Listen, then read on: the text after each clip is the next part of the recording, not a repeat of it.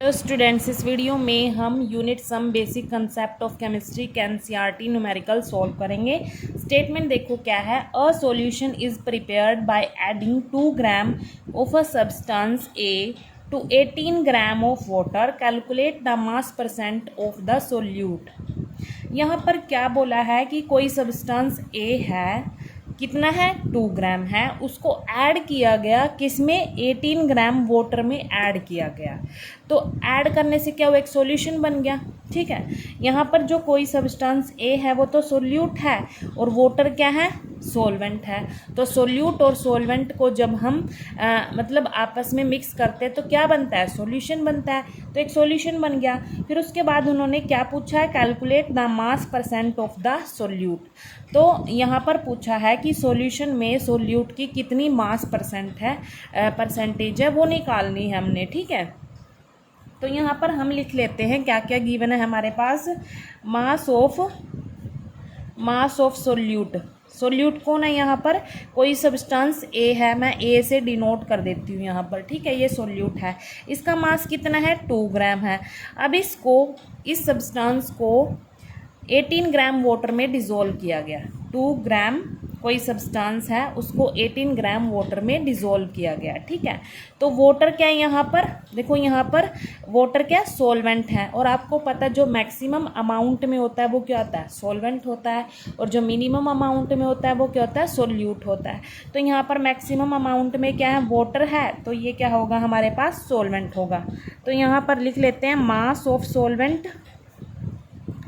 Mass of solvent bracket में लिख लेते हैं, सोलवेंट क्या है, वाटर है, इसका मास कितना है 18 ग्राम है। ठीक है, अब देखो सॉल्यूशन कैसे बनेगा, जब इन दोनों को मिक्स कर देंगे तभी, जब सोल्यूट को सोलवेंट में ऐड कर देंगे तो सॉल्यूशन बन जाएगा। तो मास अगर सॉल्यूशन का निकालना है तो कैसे निकालेंगे, मास ऑफ सॉल्यूशन कैसे निकालेंगे, इन दोनों को ऐड कर देंगे, इन दोनों के मास को। 2 ग्राम प्लस 18 ग्राम तो कितना आया, 20 ग्राम आ गया सॉल्यूशन का टोटल मास। ठीक है, अब क्या निकालना है, मास परसेंटेज निकालनी है सोल्यूट की। ठीक है, तो ये कैसे निकालेंगे, हमारे पास फॉर्मूला होता है यहाँ पर, मास परसेंट ऑफ सोल्यूट। यहाँ पर जिसकी भी परसेंटेज निकालनी है उसको ऊपर रखेंगे, मास ऑफ सोल्यूट डिवाइड में टोटल होगा, टोटल सॉल्यूशन का मास होगा, मास ऑफ सॉल्यूशन, और मल्टीप्लाई में क्या होगा 100।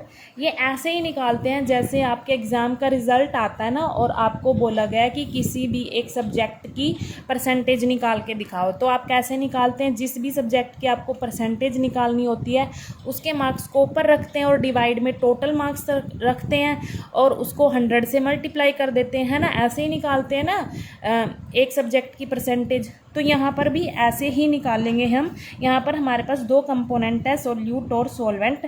तो यहाँ पर पूछा गया सोल्यूट की परसेंटेज निकाल लो, mass percentage.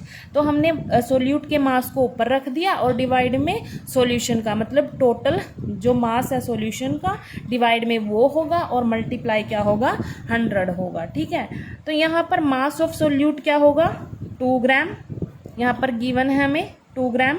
Mass of solution अभी निकाला हमने कितना है 20 ग्राम, मल्टीप्लाई में 100। ठीक है, ये क्या है हमारे पास, मास परसेंट ऑफ सोल्यूट। तो इसको हम सोल्व कर लेते हैं, ग्राम से ग्राम कैंसिल हो जाएगा, यहाँ पर ये इसको 2 से कैंसिल कर देते हैं, ये आ जाएगा, ये एक 0 से एक 0 ये कैंसिल हो जाएगा। तो क्या बचा यहाँ पर 10 बच गया। तो यहाँ पर कितनी परसेंट आई, सोल्यूट की मास परसेंटेज कितनी आई 10% आया। मतलब इस सॉल्यूशन में जो हमारे पास सब्सटेंस ए था उसकी मास परसेंटेज कितनी है 10% है। ठीक है, तो हमने ये निकाल दी mass percentage of solute 10%। Thank you.